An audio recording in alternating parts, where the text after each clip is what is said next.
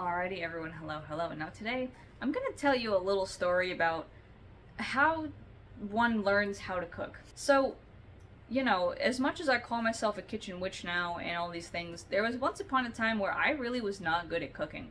My mom always did the cooking when I was growing up, and back in her day, she would watch her father cook, because my opa was the one that did the cooking when she was growing up. She would watch him and learn from him. But me, myself, growing up in basically the digital age with everything else possibly to entertain myself with, I didn't really spend any time in the kitchen watching my mom cook. I was too busy playing cooking simulators like Cooking Mama and all these other goofy little things that effectively don't help you build real skills at all. But still, right, I didn't really ever watch my mom, nor did I ever really need to learn how to cook, nor did my mom really even let me in the first place, because she was always, so afraid I would make a giant mess in her kitchen that she just didn't let me touch anything. But of course, you all see the recipes I post. You all know that I do the cooking sometimes, and that I do it pretty good. But the thing is, it took me a while to get there, and I didn't start getting there until I started living on my own and really had no choice but to figure this out.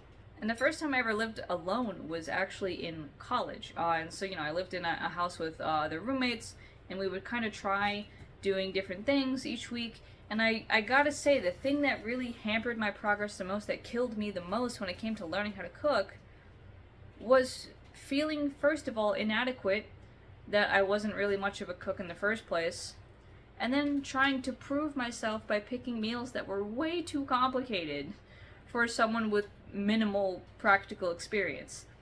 Like, what the frick was I doing trying to make Slovenian burek as a first-time girl, what? So of course then, doing that, I didn't like cooking because, first of all, I was picking complicated dishes that were really stressful to coordinate, and second of all, there were ones that took a lot of time, a lot of effort, and a lot of dishes, right? And they were just things that did not help me get better or appreciate the craft at all whatsoever. Not even a little bit. Eventually, when I moved, out again into my own place with just me and my boyfriend, someone had to learn how to cook, and my boyfriend can cook, but he doesn't really like it. And me, myself, I really wanted to start getting into kitchen witchcraft as much as anything else. So I had all these recipes in my repertoire. I had all these things going on from my parents. My mom sent me off with some of her recipes.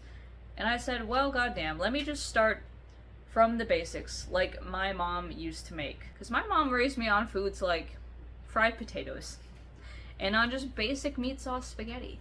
That was now this month 4 years ago that I moved out.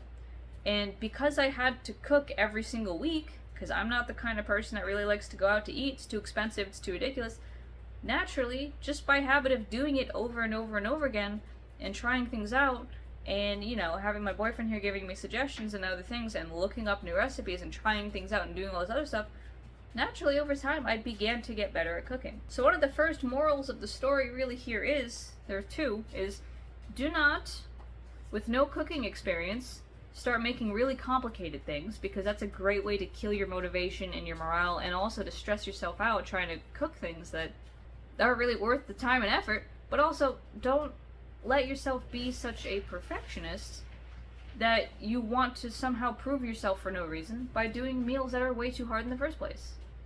It's totally okay to just make fried potatoes. You literally just parboil some potatoes, fry some sausage and onions, mix the potato in, and then ta-da, done. Then when you get better, then you can start putting it back into, different forms, like pierogies and sausage instead. But seriously, on that perfection note, I made a lot of mistakes. I made an insane amount of mistakes with cooking, with doing these things. Like, I had to buy my roommate an entire new pot because I so badly burned stuff to the bottom of it, because I didn't realize that with milk dishes, with dishes that have a lot of cream in them, like certain versions of tortellini soup, you can't just let them boil because the milk will burn. Milk burns. And I remember my mom telling me this over and over and over again, milk burns, and I just kind of, until I learned the hard way and had to buy a whole new pot because that one was burned beyond repair. Likewise, once I made stuffed peppers as one of my first things. Again, don't make complicated meals just because you have the time, space, and ingredients to if you don't really know. Because I made stuffed peppers, which is another delicious meal, But then at the last bit, I couldn't fit all my peppers in, so I put the last 2 peppers in by themselves,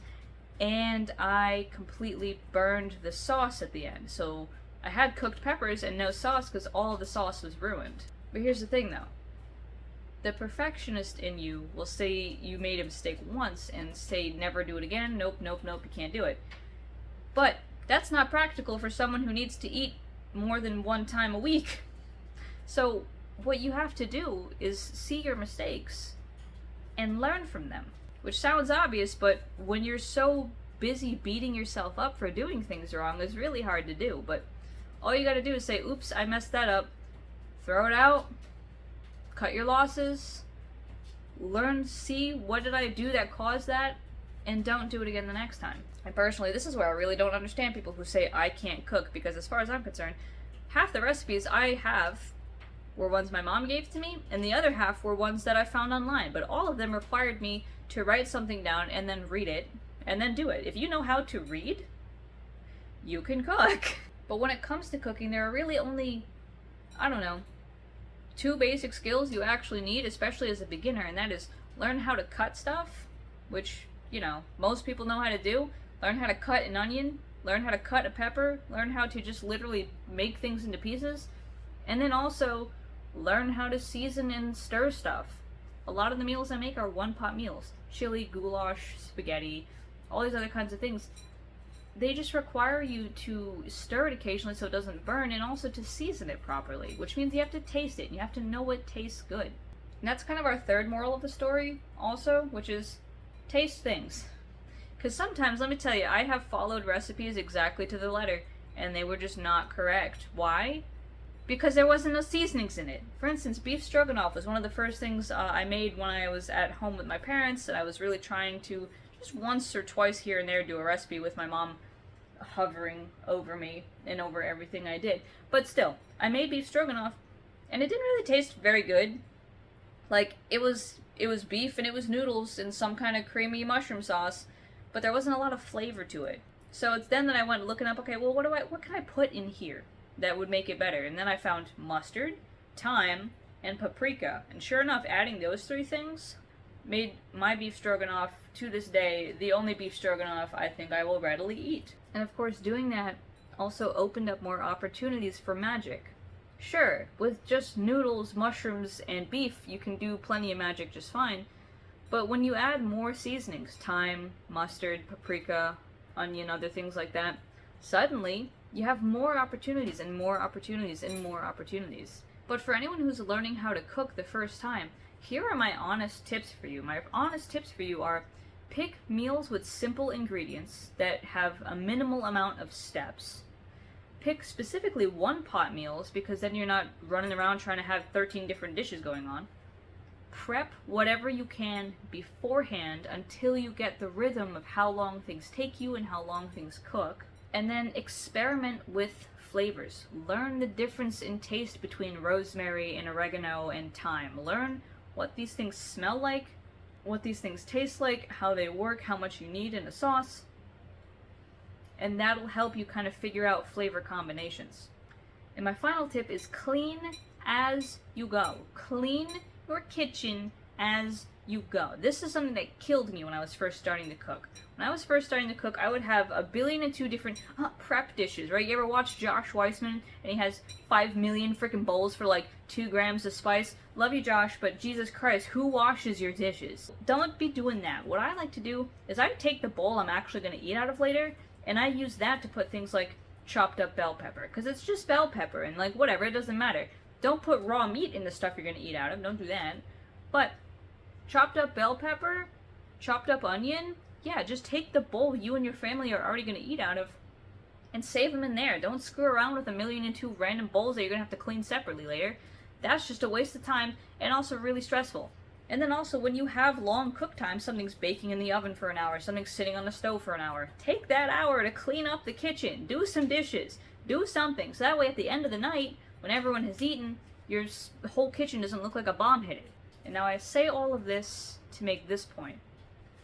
When you actually have the skills in cooking to do so confidently, easily, calmly, that is when you become able to really do kitchen magic. Because obviously, if you're stressed out, freaking out, running around, blah, blah, blah, up and down, everything's on fire, everything's a mess, the magic you're going to be doing, it'll be there. But it'll definitely be a little bit more of a fritzy-skitsy kind of magic, because your energy is fritzy-skitsy when you're running around panicking because everything's on fire, everything's half done, so on and so forth.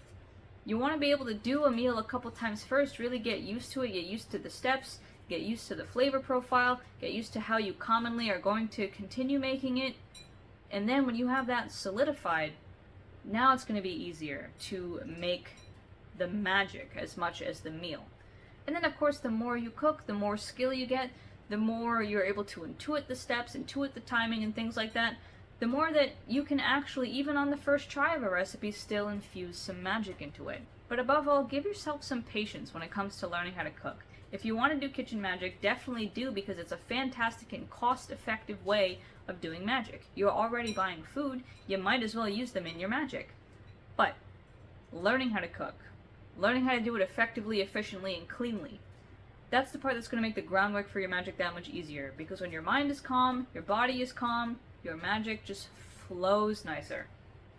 If you think about a hose that's all tied up and tangled up and all tight, well, you can't really get any water through that. You want to think of yourself as that tight hose unraveling, nice and open, so the water actually comes through, the water being your magic. Build your skills enough that you can actively flow and go with it, and then the magic will come easier. So, hope you all enjoyed that little story of cooking, and that these tips were helpful, and I'll see you guys next time for some more chats. See ya!